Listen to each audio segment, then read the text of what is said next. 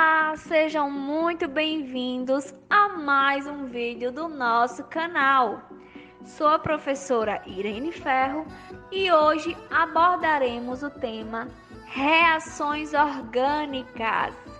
E agora, o que seria reações orgânicas? Então, são as reações que acontecem entre compostos orgânicos. Há vários tipos de reações que ocorrem mediante a quebra de molécula, dando origem a novas ligações.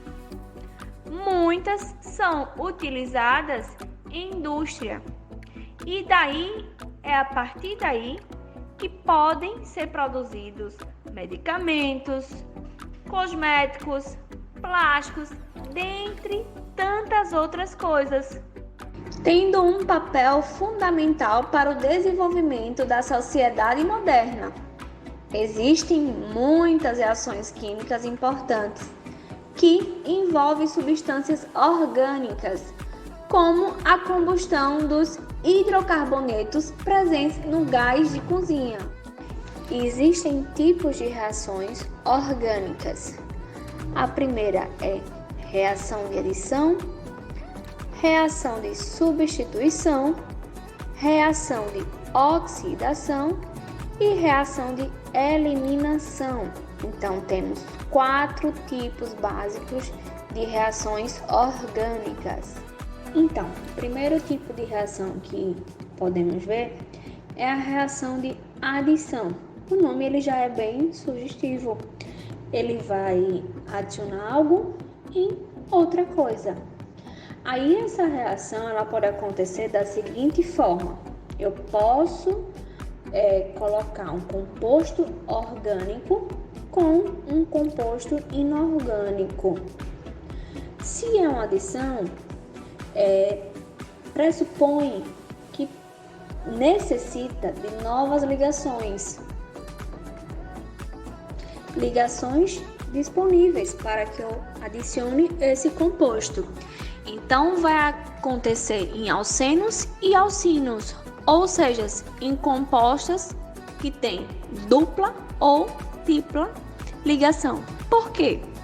Porque pelo rompimento da ligação π, que está presente nos compostos com dupla ou tripla ligação, eu vou conseguir formar 2 novas possibilidades na ligação para que seja adicionado nesse composto.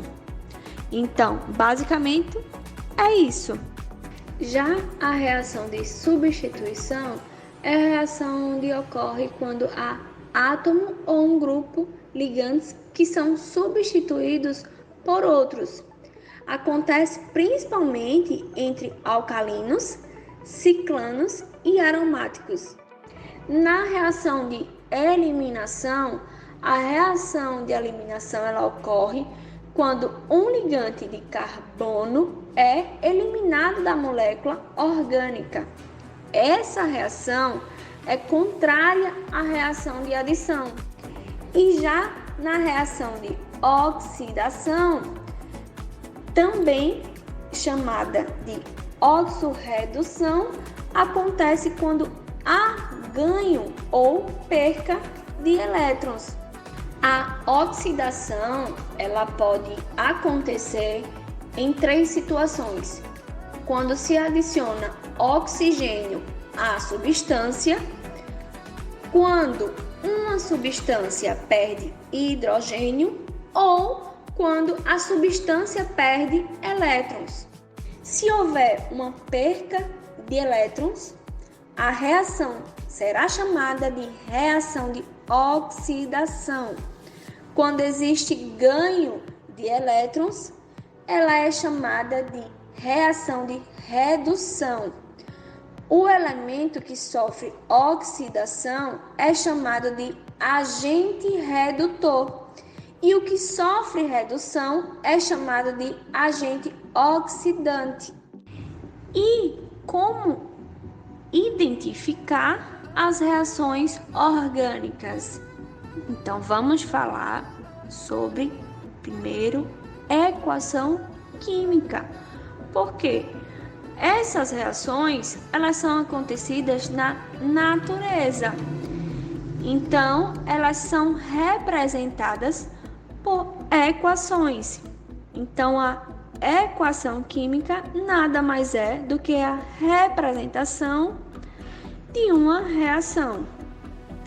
Dentro da química orgânica, você tem um detalhe, porque as equações, elas são facilmente identificadas pelos reagentes e pelo produto.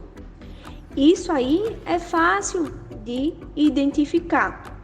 Só que quando a gente fala de equação da química orgânica, o reagente ele vai ser dividido entre substrato e reagente. Então, quando eu falo na química orgânica de reagente, eu estou falando de uma substância específica. E na química orgânica, a gente tem que tomar muito cuidado com o catalisador. É ele que vai direcionar aí para nós o tipo de mecanismo da reação. O substrato é sempre um composto orgânico e ele sofre a reação. Então, a reação vai acontecer no substrato. E é o substrato que vai determinar a reação. Então, quando você quiser classificar a reação, é o substrato que você vai olhar. Então, primeiro você observa o substrato e depois os produtos, porque é ele que vai falar muito sobre a reação. Então, já o reagente, essa substância que vem depois, ele vai determinar para a gente qual será o mecanismo da reação. Então, as reações orgânicas, elas podem acontecer via radical livre, elas podem acontecer via eletrófilo ou ela pode acontecer via nucleófilo. Então, o termo eletrófilo, você visualizando já a palavra filo, quer dizer afinidade, elétron tem carga negativa. Então, quem tem afinidade com carga negativa, ele tem carga positiva. Então, o eletrófilo nada mais é do que um cátion.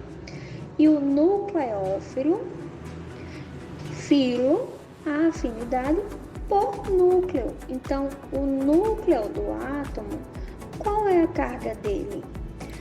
A carga é positiva. Então, se tem afinidade por núcleo, então significa que tem carga negativa.